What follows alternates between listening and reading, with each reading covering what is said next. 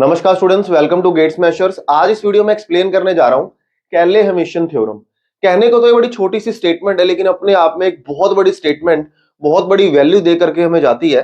थोड़ा सा बचपना भी इसमें हमें याद आएगा। क्लास 12th में हमने एक चीज पढ़ी थी, उस चीज से रिलेटेड यहाँ पे प्रूफ किया जा रहा है। तो वो कैले-हेमिशन थ्योरम हमें क्या कह करके जाती है, उस बारे में बात करते हैं, एक एग्जाम्पल से समझते हैं। तो बिना किसी देरी के स्टार्ट करते हैं। यहाँ पे देखो, स्टेटमेंट बिल्कुल आसान है। स्टेटमेंट कहता है कि every square matrix satisfy it's characteristic equation. हमने कैरेक्टरिस्टिक इक्वेशन पढ़ी, किसी भी स्क्वायर मैट्रिक्स के हम कैरेक्टरिस्टिक इक्वेशन निकाल सकते हैं, जहां पे लैम्डा कुछ भी हो सकता है हमारे पास। तो वो कहता है कि अगर आप किसी भी स्क्वायर मैट्रिक्स के लिए उसकी कैरेक्टरिस्टिक इक्वेशन निकाल दो, तो वो खुद अपनी कैरेक्टरिस्टिक इक्वेशन को सेटिस्फाई करेगा। अब इसका मतलब क्या हुआ?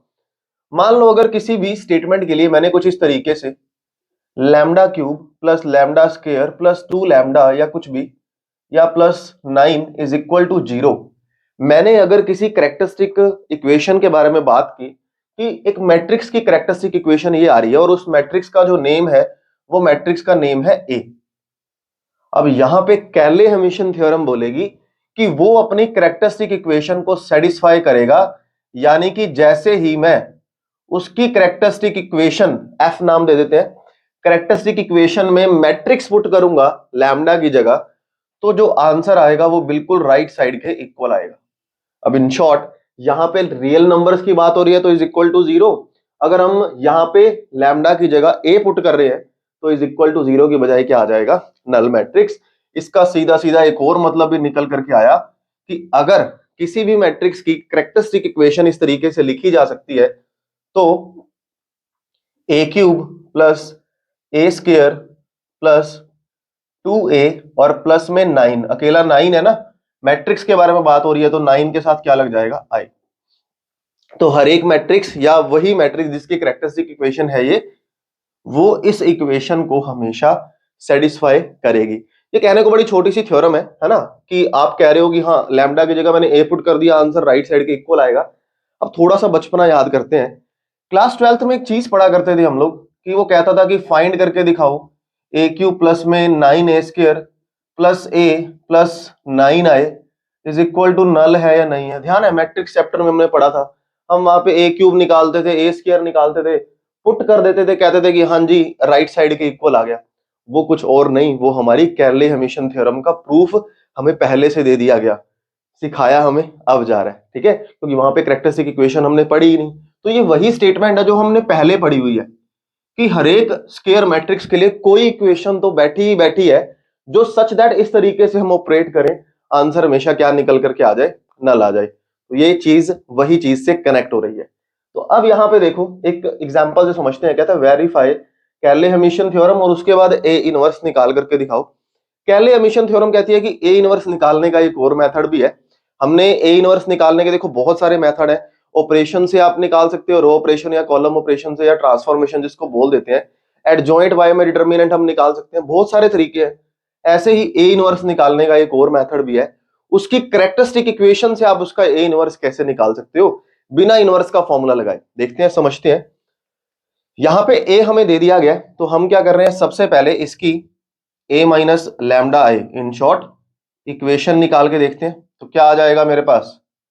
ये आ जाएगा 0 minus lambda, 0 1 3 1 minus lambda, 0 minus 2 1 4 minus lambda.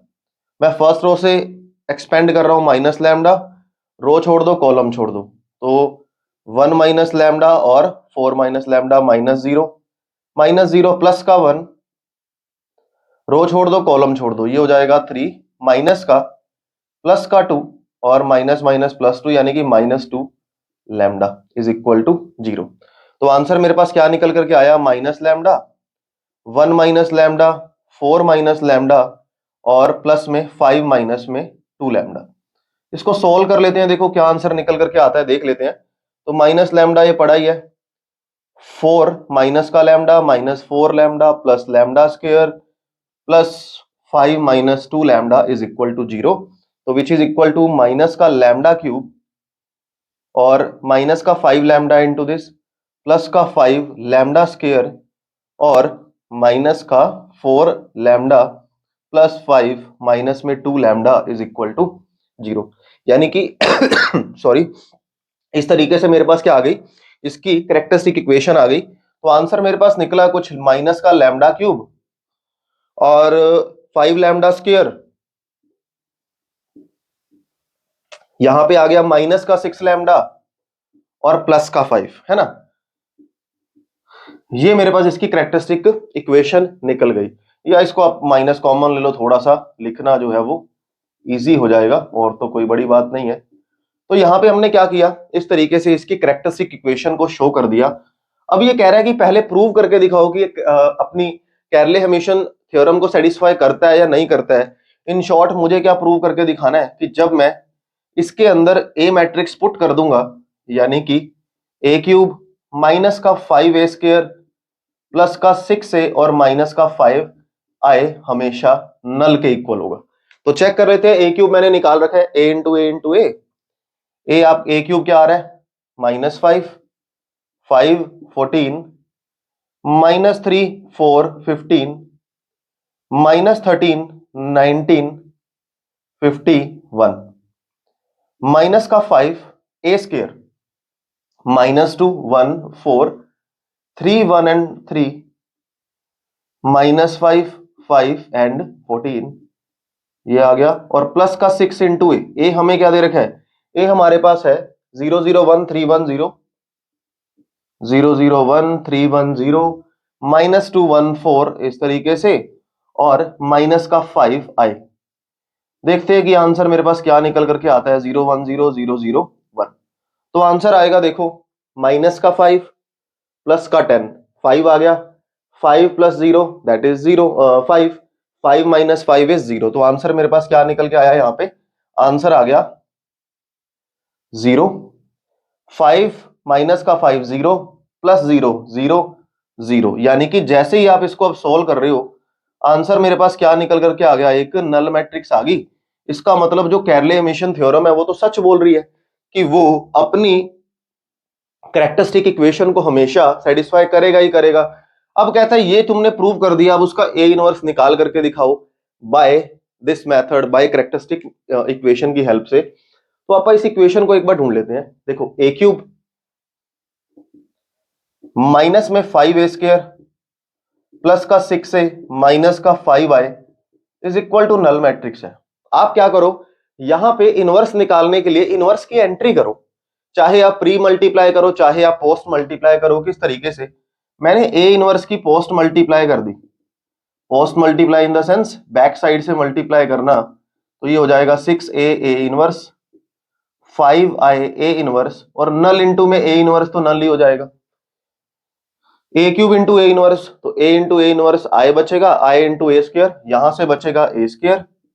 Similarly यहां से बचेगा ए ओनली, यहां बच जाएगा ओनली आइडेंटिटी मैट्रिक्स, और यहां बच गया ए इनवर्स, क्योंकि A inverse into I is equal to A inverse. किसी मैट्रिक्स को आइडेंटिटी से मल्टीप्लाई करो, वापस मैट्रिक्स इटसेल्फ आती है।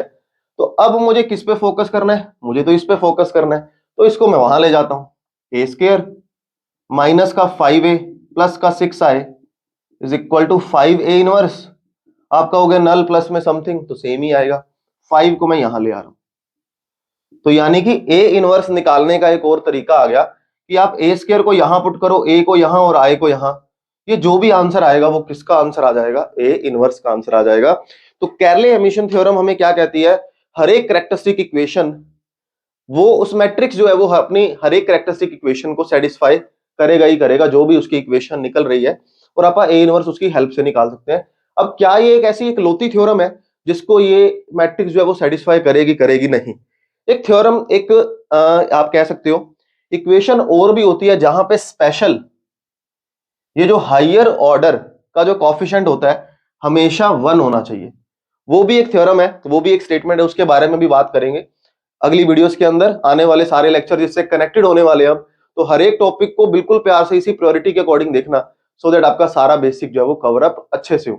तो आई होप वीडियो के अंदर जितना भी कंटेंट हमने किया बड़े प्यार से आप सभी को समझ आया होगा। वीडियो अच्छी लगी तो वीडियो को लाइक और शेयर जरूर करेंगे। मिलते हैं अगली वीडियो में, कुछ नया सीखेंगे। Have a good day to all of you, bye bye bye.